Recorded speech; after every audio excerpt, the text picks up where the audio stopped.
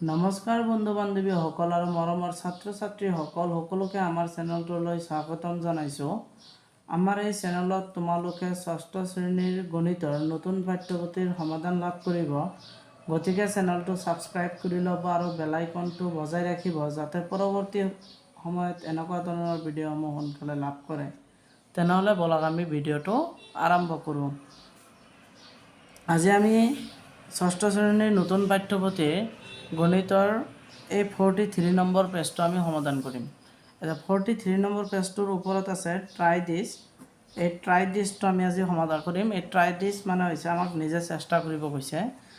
প্ৰথমতে চোৱাচোন ইয়াতে কি কৈছে যে find the prime factorizations of the following numbers. তাৰমানে আমাক ইয়াতে কি কৈছে চোৱাচোন, তলত দিয়া সংখ্যাবিলাকৰ মৌলিক উৎপাদক বিশ্লেষণ কৰিব দিছে। এইবিলাকৰ মানে তলত দিয়া মৌলিক উৎপাদক উৎপাদকৰ বিশ্লেষণ কৰিব কৈছে। তেনেহ'লে আমি এটা এটাকৈ চাবা তোমালোকে চোৱাচোন। প্ৰথমতে আমাক দিয়া আছে কিমান চোৱা। প্ৰথমতে আমাৰ আছে এ নম্বৰটো 80, এ নম্বৰটো 80 দিয়া আছে।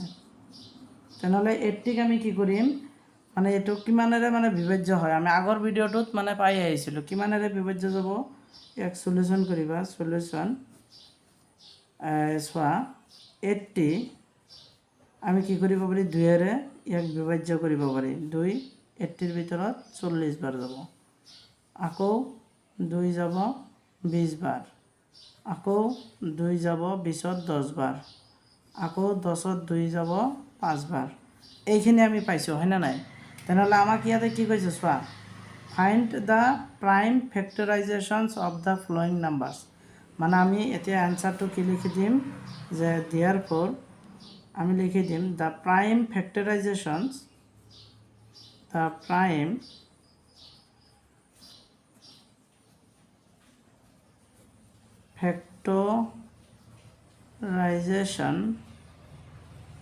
ফেক্টৰাইজেশ্যন তাৰপিছত লিখি দিবা অফ 80 আছে হয়নে নাই? লিখিবা ফেক্টৰাইজেশ্যন অফ 80 ইজ 80 আমাৰ 80ৰ ওলাব লাগে। 80 ইজ আমি কি লিখি দিম, কেইটা পালোঁ এইটো আমি ইয়াতে লিখি দিম। তাৰমানে চোৱাচোন 2 পাইছোঁ, 2 ইনটু 2 ইনটু 2 ইনটু 2 ইনটু 5। এইবিলাক হৈছে তাৰমানে কি আমাৰ উৎপাদক বিশ্লেষণ, এই 80ৰ উৎপাদক বিশ্লেষণ ওলোৱা। তেনেহ'লে 80ৰ উৎপাদক বিশ্লেষণ হ'ব 2 2 2 2 5। এইটো এনেকুৱাকৈ এইবিলাক আমি এটা এটাকৈ সমাধান কৰিম। চাবা এতিয়া আছে কিমান, বি নম্বৰটো 100 আছে। এতিয়া চাবাচোন 100টো কৰিম, বি নম্বৰটো কৰিম। চোৱা বি নাম্বাৰ কিমান দিয়া আছে, 100 দিয়া আছে। তেনেহ'লে 100টো আমি এতিয়া কৰিম সলিউশ্যন। চোৱা 100ক আমি হৰণ কৰি দিম কিমানেৰে, 2ৰে যাব 50 বাৰ, আকৌ 2ৰে যাব কেইবাৰ, 25 বাৰ। এতিয়াতো আৰু 2ৰে নাযায়, এতিয়া কিহেৰে যাব, 5ৰে যাব, 5ৰে যাব 5 বাৰ হৈ গ'ল। তেনেহ'লে ইয়াত আমি কি লিখিম যে দেয়াৰফৰ আমাৰ এই উৎপাদক বিশ্লেষণ কৰিব দিছে দ্য প্ৰাইম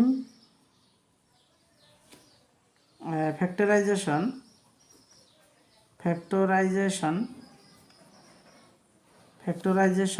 অফ কিমান আছে 100 ইজ 100ৰ কি পালোঁ, 2 ইনটু 2 ইনটু 5 ইনটু 5। এইটো হৈ যাব আমাৰ কি ফেক্টৰাইজেশ্যনৰ আমাৰ উৎপাদক বিশ্লেষণ 100ৰ। তেনেহ'লে তাৰপিছত আছে চি নম্বৰটো। চি নম্বৰটো চোৱা কিমান আছে, 124 আছে। চোৱা চি নম্বৰটোত লিখিবা 124। এই 124 আমাক ইয়াতে দিয়া আছে হয় না নাই? এই 124ক আমি সলিউশ্যন কৰিম। 124 এইটোক আমি কিহেৰে দিব পাৰি, লাষ্টত কি আছে ইয়াতে চোৱাচোন, চি নম্বৰ হয় না? লাষ্টত 4 আছে। তেনেহ'লে আমি 2ৰেও দিব পাৰি। 2 যাব 12ত কেইবাৰ, 6 বাৰ, আৰু 2 যাব 4ত 2 বাৰ। তেনেহ'লে ইয়াতে আকৌ 2ৰে গৈ আছে, 2 6ত 3 বাৰ, আৰু 2 যাব 2ৰ ভিতৰত 1 বাৰ। কিমান পালোঁ, 31 পালোঁ। এইটো আৰু নাযায়। তেনেহ'লে এতিয়া আমি লিখি দিম দেয়াৰফৰ the prime factorisation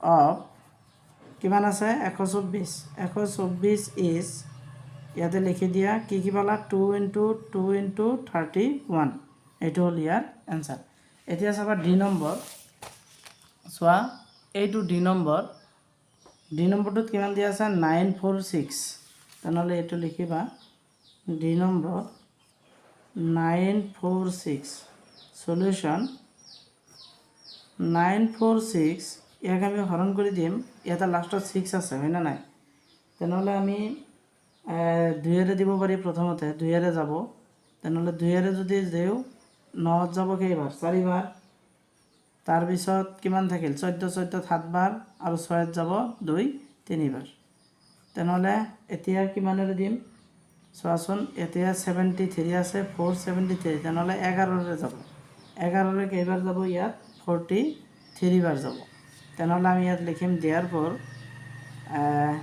the prime factorization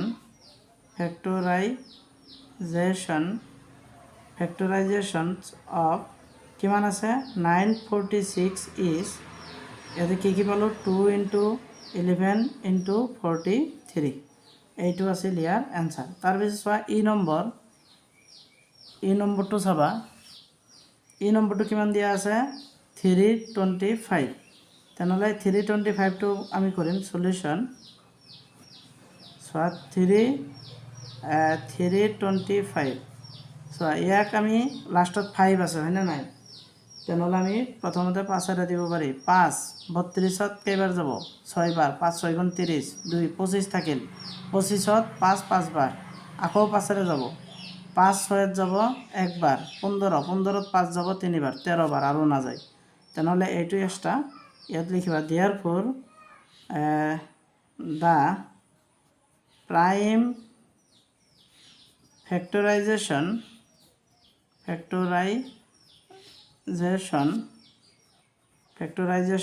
কি লিখিবা of 325 is লিখি দিয়া কি পালা 5 × 5 × 13 লাষ্টটো 13 ঠিক আছে লাষ্টটো 13 চাই লোৱা এইটো গ'ল এতিয়া আমি এফ নম্বৰটো পালো এফ নম্বৰ চোৱা এতিয়া এফ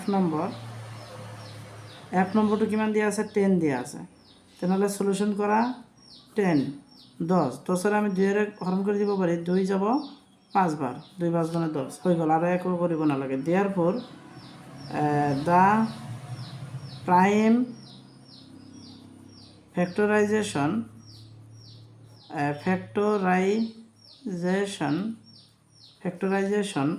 of 10 is 2 × 5 হৈ গ'ল তাৰপিছত চোৱা জি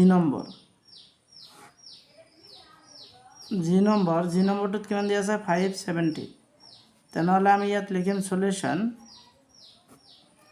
570ক আমি কি দিব পাৰি জি নম্বৰটো চোৱা আমি 2ৰে দিব পাৰি লাষ্টত কি আছে 0 আছে 2ৰে যদি দিওঁ 5ত যাব কেইবাৰ 2 বাৰ 17ত যাব 8 বাৰ 16 হ'ল তেনেহ'লে ইয়াতে যাই কিনে কিমান থাকিল 1 10ত যাব 5 বাৰ তাৰপিছত চোৱা এতিয়া চোৱা আমি লাষ্টত 5 আছে তেনেহ'লে আমি 3ৰে দিব পাৰি 3 28ৰ ভিতৰত কেইবাৰ তেনেহ'লে আমি 3 9 গুণ কিমান 27 তেনেহ'লে 9ৰে যাব 3 9 গুণ 27 1 থাকিল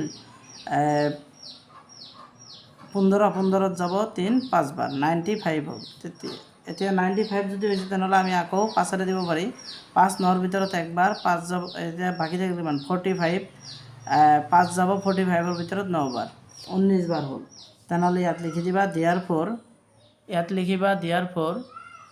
কি লিখি দিবা the prime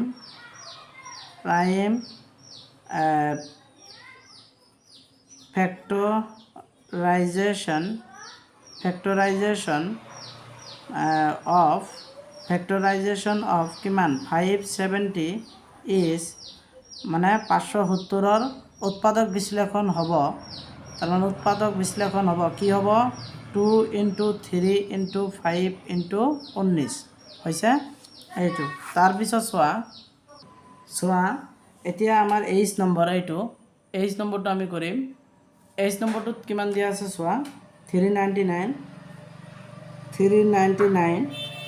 এইটোক যদি আমি কৰোঁ চোৱাচোন ইয়াতে 399 আছে হয় না নাই তেনেহ'লে আমাৰ প্ৰথমতে 3ৰে যাব 3 ভিতৰত একবাৰ 3 যাব 9ৰ ভিতৰত 3বাৰ 3 যাব 9ৰ ভিতৰত 3বাৰ এইখিনি পালোঁ হয় না নাই এতিয়া আমি কিমানৰে দিব পাৰি 3 আছে তেনেহ'লে 7ৰে যদি দিওঁ 7 যাব 13ৰ ভিতৰত কেইবাৰ একবাৰ তেনেহ'লে বাকী থাকিল কিমান 6 63 ত 7 যাব 63 ত কেইবাৰ 9 বাৰ তেনেহ'লে 19 পালোঁ তেনেহ'লে দিয়াৰ পর আমি কি লিখিম the prime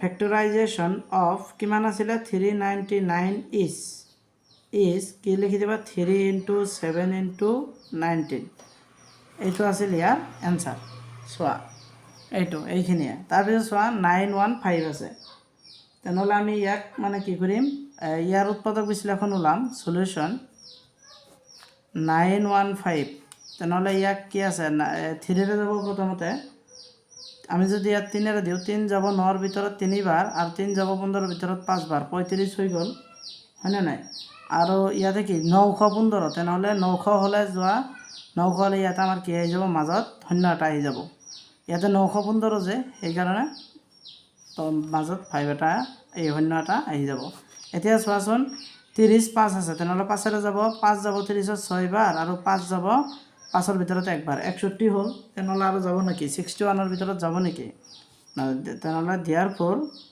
the prime factorisation